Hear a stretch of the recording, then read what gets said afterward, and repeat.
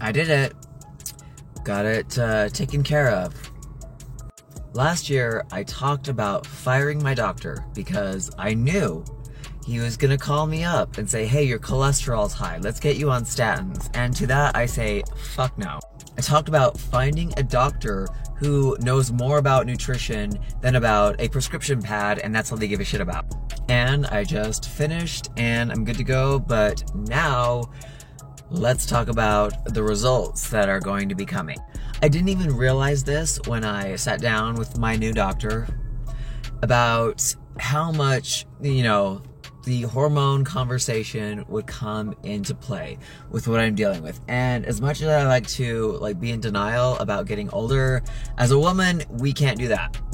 Guys can, men, it doesn't matter, really, But women, as we get older and start going through changes, it's not subtle. It's more like a scream in our faces.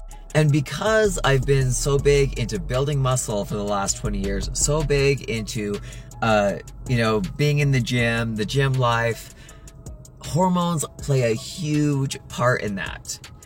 And as I've gotten older, and I hate saying it, I'm feeling myself getting a little bit weaker. Last year I was hitting the 45s on my shoulder press, and this year I'm, just using. So, and I've never had my hormones checked, which is so beyond stupid, and I'll tell you why. It's so beyond stupid because I've literally been in a doctor's office and them asking me, when was your last menstrual cycle? When was your, and I've said to them, I haven't had one since my mid-20s.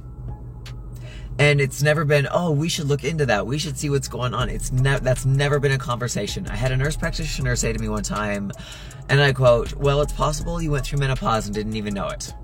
Cool, great, that would be amazing. How awesome would that be? It's also amazing, though, the things we don't even notice until we're sitting in our car, listening to a podcast randomly about perimenopause, and then you hear about a symptom and you're just like, oh, fuck. Maybe that's what that was. And it's just... Either way, I feel like now is the time to figure some shit out. Now is the time to say, hey, maybe there's other options as far as supplementing with HRT. And if that's going to help me with my job, if that's going to help me with the gym, fuck yeah. Why go through life feeling like shit when you don't have to? Especially as a woman who has to deal with so many symptoms and have to hear people say, well, you knew this was going to happen, just deal with it, suck it up. I'm fine with sucking it up. I suck it up all the time in life. But certain things, no. As far as my body goes, as far as building muscle goes, as far as losing strength goes, those things are not an option. I will say it was awesome to sit down with the doctor and say, look, my cholesterol is high on purpose. Yeah, I eat a lot of eggs, I eat a lot of red meat, and I know that these things are good for me. So if you're not on that page, on that same page, which they were like, oh yeah, we totally get it. Cool. As in he and the other doctors at this place that I went to. So refreshing to be able to go in there and tell them all the things that I've learned, even about cancer, about mammograms that squish your boobies together and how damaging and dangerous that is. I'm not gonna do it. And he's like, we've got other options. Cool. Awesome. Holy shit. Why did it take me so long?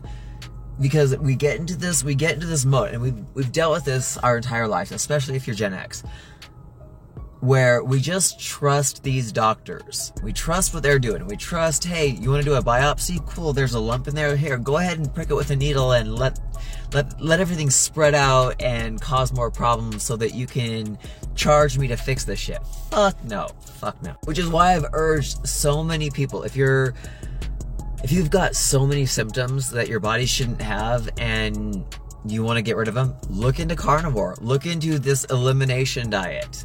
Look into this way of life where, even if it's Mediterranean paleo, but the point is, we shouldn't be so sick. as we are. And as a country, they're like, I think it was like 80%, 85% or more of this country are metabolically unhealthy, and it blows my mind.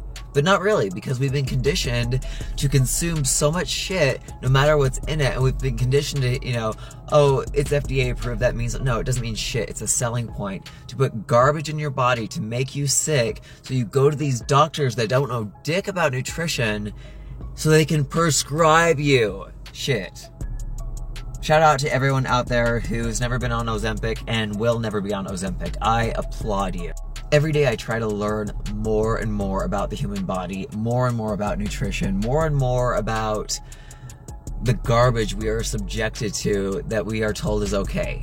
And even as I do the same thing with my puppy and not give him kibble that's highly processed, but I see everyone around me and what everyone around me is doing, and that they are so okay with consuming shit, literally processed shit, and think nothing of it. We're gonna go through this life very secluded, and I mean that because it's so the normal lifestyle is consuming garbage food, garbage drinks, and that is a social norm. I know I went off base here, but as I observe people around me and how normal it is to be sick, how normal it is to be overweight, how normal it is to treat our bodies like garbage, pretty scary. But either way, that's what's up. I'm gonna go in, it's leg day, do my gym session, and I look forward to sharing the results of checking my hormones out, see what's going on, see what the next step is, because I'm not gonna kill over and be like, well, I'm just getting older, I'm gonna have to deal with it. No.